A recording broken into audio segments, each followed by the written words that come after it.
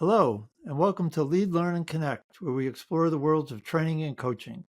I'm your host, Alan Krieger, and today we'll be exploring not just the how of helping others grow, but the behind the scenes work of building a successful training business, overcoming challenges, and staying connected to what's really important.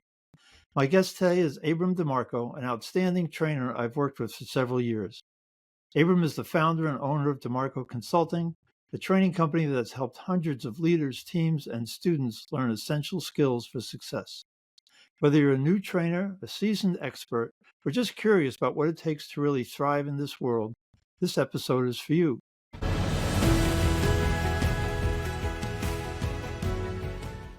Welcome, Abram. Thank you. It's good to have you here. Good to be here. Let's jump right in with a core question. What was one of your biggest challenges, and how did you address it? One of my biggest challenges, at least when I was starting the business, was I started my career in the Army, 21 years in the Army. Then before I started doing this, and doing that, coming in from that, I didn't really have a network. I didn't have a. I had lots of folks I served with over the years, but that's not really what's going to get you business. So I didn't have that network of people in industry that were looking for my services.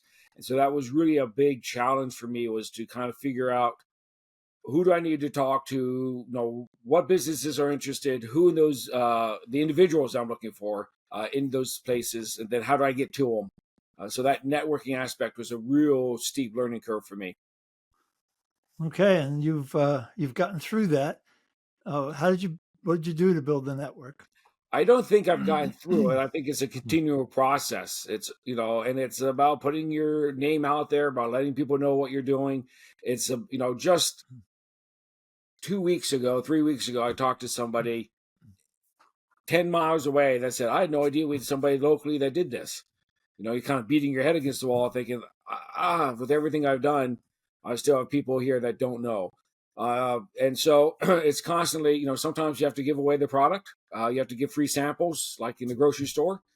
So I speak at a lot of different events for little to no cost sometimes, just so I can get in front of another group of people that I wouldn't normally be standing in front of. It's about finding those opportunities to let people know who you are and what you do. And I don't think it ever ends. At least for me, it's a constant battle to find another group of people to stand in front of and talk. Yep. Yeah. I think that is one of the challenges of being an independent, is that you're always looking for another job down the road. What do you like about working independently? What I like about that aspect is I really get to peek behind the curtain of lots of different things. I work with a Division I hockey program. I work with lots of people from departments of social services, construction companies, utilities, hospitals. Just kind of a wide range. I love the idea that I get to kind of peek behind the curtain and see what keeps that person up at night. How do they do things? The differences between the different industries, between government and between private, how they look at the world. That kind of ability to, because I have a very broad customer base, and I just really enjoy, hearing what they have in common, hearing what they do differently, and why they do it that way. That aspect has really been a lot of fun for me. Yeah, that's great. It's the variety can really make it interesting, as opposed to internal trainers have the security. They don't have to do the hunting that we do, but that they do the same thing the same way most of the time. So the variety is Right, they're great. talking to the same type of people, right? Yeah. The people all in the same industry, in the same company, right? And I'm, I'll be talking to middle schoolers one day and grad students the next, and project managers the day after that. So that's not uncommon for me. Yep. So I've seen you train. You're a great trainer. What do you think are some of the secrets to being effective as a trainer? For me, it's about engagement. We learn best when we're engaged in the process. Uh, there are sometimes you have to do a certain amount of PowerPoint, death by PowerPoint, but I really try to keep that to a minimum. Uh, People are going to respond and remember and be and like it. It's more enjoyable when people are engaged. And whatever that means, sometimes it's small group discussions or large group discussions or exercises, but getting people to actually be a part of the process, I think, is critical to how I do things. Okay, when you think about a full day training program, roughly how much of the time is you talking and how much of the time is some kind of engagement activity? I would think I've never done that math, and I should. I'm going to guess 50-50. Hmm. That I try to get them and them doing something in part of the learning process, getting them to do something that even if it's sitting around and telling stories to each other, you know, what was the most difficult thing you did this week type of thing, that still engages them in some way. So I'm going to say 50-50. Okay. That's a guess. I don't have the numbers to back that up, but I'll time you next time we're together. if you would, I'd love to know. So leadership is your specialty area. What are like the key concepts, key constructs, key strategies for getting people to be more effective leaders? I spend a lot of time talking about leadership in general. What is it? We use the word all the time, and when you ask people what does that mean, nobody can really give you a good answer. And so, especially folks that are starting their leadership journey, I work with. I don't do a lot. I do some, but I don't do a lot with kind of C-suite people. I do a lot with kind of frontline leaders, uh, and it's a group of people that have never really thought about it. They've always come to work, done their job, going home at night. And now we want them to transition into a leadership role. And what does that mean? What's the difference between doing the work and leading the people that do the work? And that's a real transition. So we talk about that transition a lot. We do a lot with communication because your style of communication is going to change. I use your product, the team communications assessment. I use that extensively because it's a great way for people to kind of start thinking about who am I, that self-awareness, and then how does that affect my ability to communicate. That's a great tool. I use it all the time. And so a lot of things around this idea of what's it mean to be a leader, and what do I have to do, and how can I be better at doing those things. Okay, that's so awareness and kind of is the first step there. Understanding it's different being Yeah, yeah, a team exactly. member to a leader. And you're no longer responsible for doing the work. You're responsible for making sure the work gets done. And that's a real change. That's a real difference. And a lot of people really struggle with that because they're very comfortable doing the work. And that's what they want to keep doing. And trying to get them to take that step back and get a different perspective and look at the bigger problem, and understanding that if you're involved in the work, then nobody's looking at the bigger picture. No, Yep. I Yeah. work with some utility construction folks. They build power lines, and I always talk to them a lot about, if you're in a bucket working on this pole, who's thinking about the next pole, right? Everybody in the bucket is thinking about this pole, and that's what they should be thinking about. But if you're up there doing that, who's thinking about the next one? And the answer is nobody. If you're not, nobody is. Hmm. Oh, good. Yeah, nice concrete example. So, over time, you've been doing this for a while now. How has your training style changed, or your approach to training? Back to the earlier thing about engagement, I think I'm talking less. I would say I spend more time facilitating discussions than I used to. I used to feel like I had to have the answers. I needed to stand up and kind of, be the sage on the stage type of thing, and have the right answer. And more I find myself, I think it's more useful to facilitate the discussion so they can hear each other's ideas and kind of draw those answers out of them, and lead them kind of to a solution. I think has been has been kind of my evolution. So talking less, but facilitating more discussion as we go. I Okay. say 50-50 now. That probably wasn't 50-50 when I started. Yep. Okay. And what inspired you to get involved in training? Who were some of maybe your mentors or key influencers? How did you get started in this? I got started in this because I couldn't get a job. I came out of the Army. I was retired from the Army. I was going to go working in industry someplace. when I was still in the Army, I had started doing some training. I was in charge of our ROTC program, which is all about leadership training. I've been working with some athletic programs kind of as a side project. Then when I retired, I kept doing the training kind of as a side hustle, if you will, and kept thinking I'm going to get a job, and the job never came along, and the training kept growing. And at some point, finally said, "Well, I guess I'm going to do this instead," and away we went.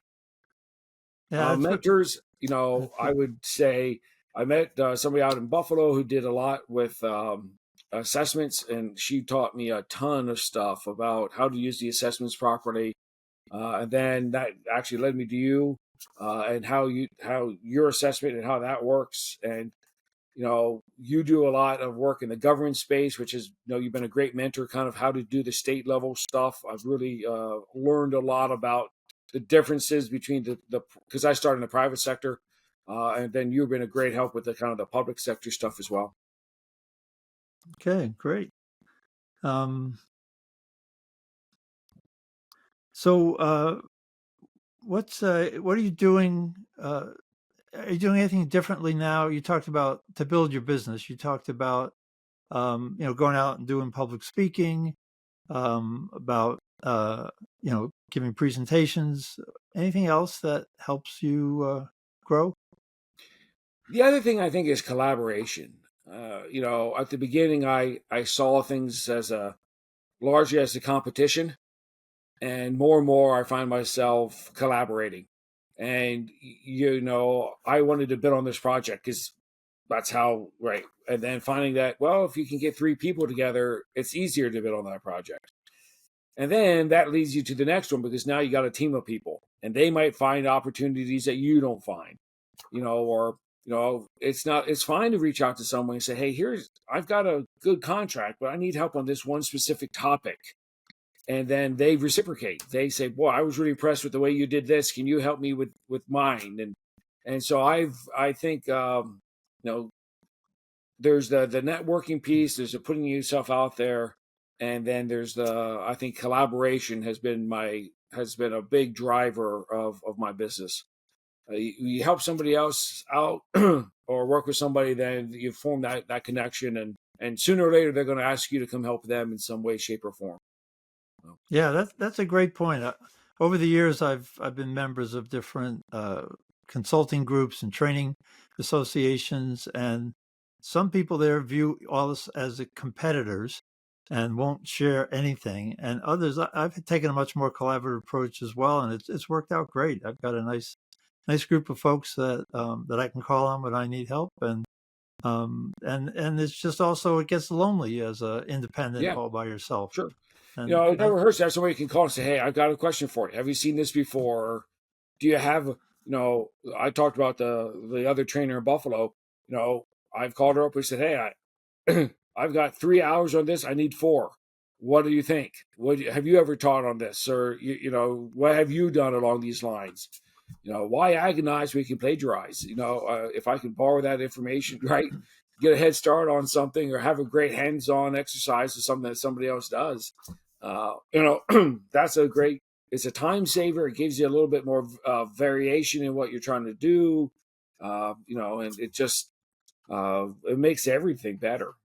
The project we're currently working on, because you and I collaborated earlier. You brought me into the project, and then now that's led to some other opportunities with other members, and so I think for me, it's that collaboration has really been a very useful thing. yeah, yeah. No, I've certainly enjoyed working with you and others too. So it's been great. I know leadership has been kind of your mainstay, but I know you're also getting into project management. You want to just talk a little bit about that? Sure. I'm a certified project management professional, PMP. Uh, there's a lot of, a project manager is essentially a person that has a lot of responsibilities and very little authority.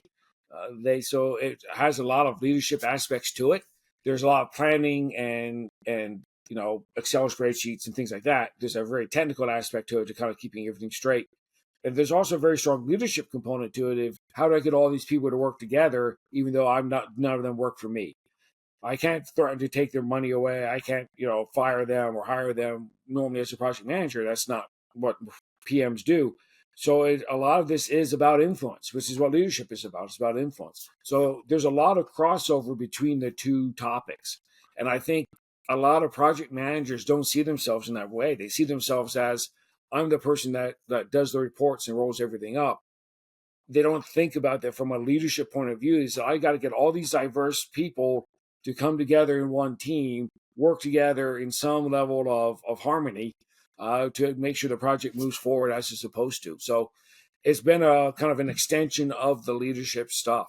And when I was in the Army, I did quite a bit of project management. We don't call it that, but it's virtually identical. So I have a background in it. I have the certification.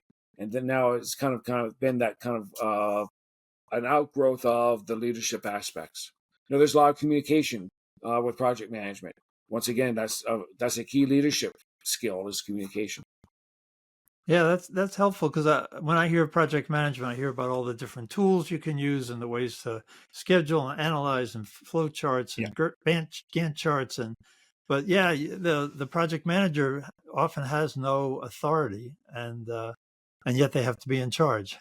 Yeah, right. Which is really what leadership is, right? It's all about influencing people. How do I get a group of people together, get them to move together as a team to accomplish a task? That's what project managers do. Yep. Yeah. No, that's a great point. A great melding of the two, your leadership and your project management approaches. So, what's one of the big lessons that you learned the hard way that you think every trainer should know? I think one of the things you have to know is that not everybody thinks the way you do, and your plan is not going to go the way you want it to go. There's been several times where you come into a group, you have a great idea, you present it just like you practiced, and it doesn't work. I can think of a couple times where people just were not responding the way I wanted them to respond, or thought they would respond. And you got to be able to kind of adjust course quickly, because if it's not landing, we got to come up with a different way to get it to go. I think the other big question, another big thing is don't let your own perceptions get in the way. Give feedback.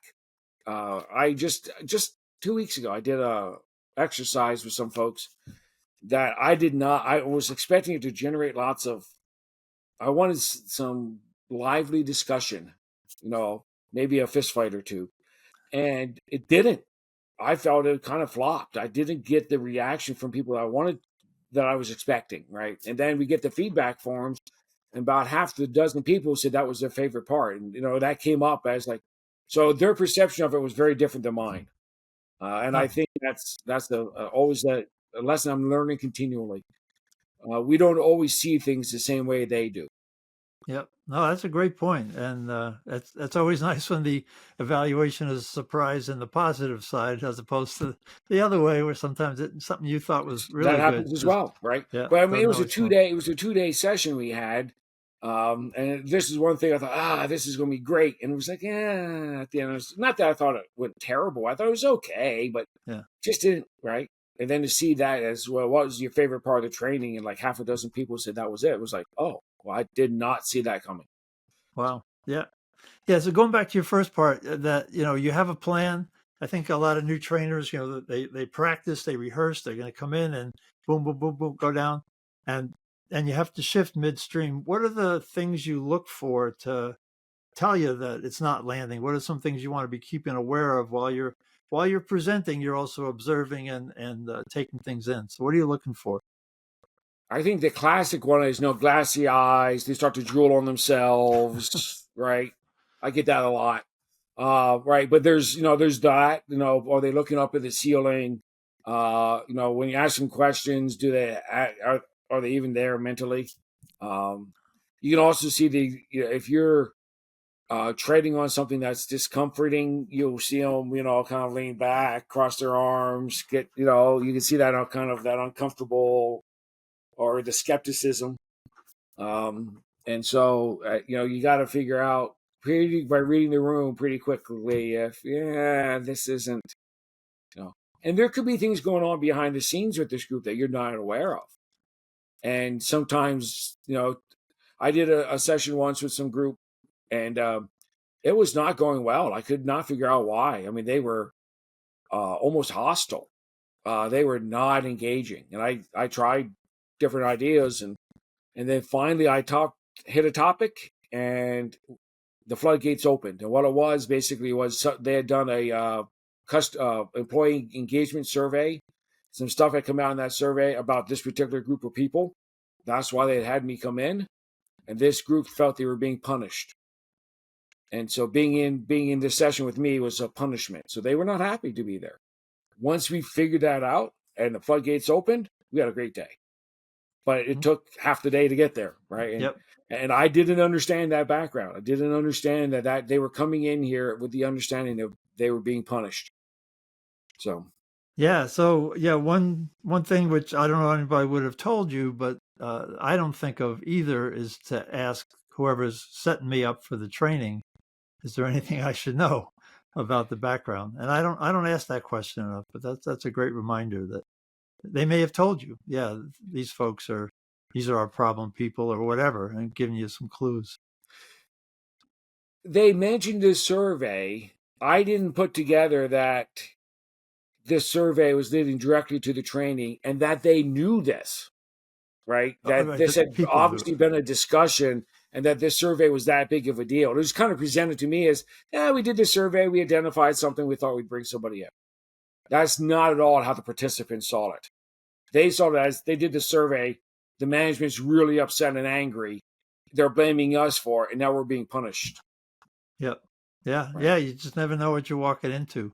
So I think, learning to dance is something that only comes with experience, but to be able to you have to go through a few of those first. Yep. Okay. All right. And so anything exciting coming up for you in the future, or any trends or projects that you're looking forward to? More and more we see, the baby boomers are starting to retire. They're leaving their workforce. I think people are being promoted faster and faster than in recent memory. So I think that's going to create a lot of challenges for companies. After the pandemic, there's a lot of job hopping. There was, so people don't have a long 20 years in the company anymore. With for a while we call it the silver tsunami. All the people that are, the baby boomers leaving industry all at once. I think people are going to be looking for this type of training because they're promoting people sooner than they have in the past, and people are coming into these jobs with much less experience than they did a generation ago. So I think that's going to open up a lot of opportunities. Yeah, that sounds encouraging. I'd never heard the silver tsunami before, but I think I'm part of that. I'm getting up there in that generation too. So anyway, Abram, thanks. It's been great talking with you. I really appreciate having you on. Lots of good information for people, I think, who can learn from this. So that's it for today's episode of Lead, Learn, and Connect. A huge thank you to Abram DiMarco for sharing such honest, practical, and inspiring insights. If you found this helpful, be sure to subscribe, share it with a colleague, and leave a review. You can find out more about Abram's work and additional resources in the show notes. And if you're ready to deepen your leadership, enhance your communication, or learn more about my work and the team model of communication, head over to our website. Follow us on LinkedIn or other social media. Until next time, keep leading with intention, keep learning, and keep connecting. Thanks for listening.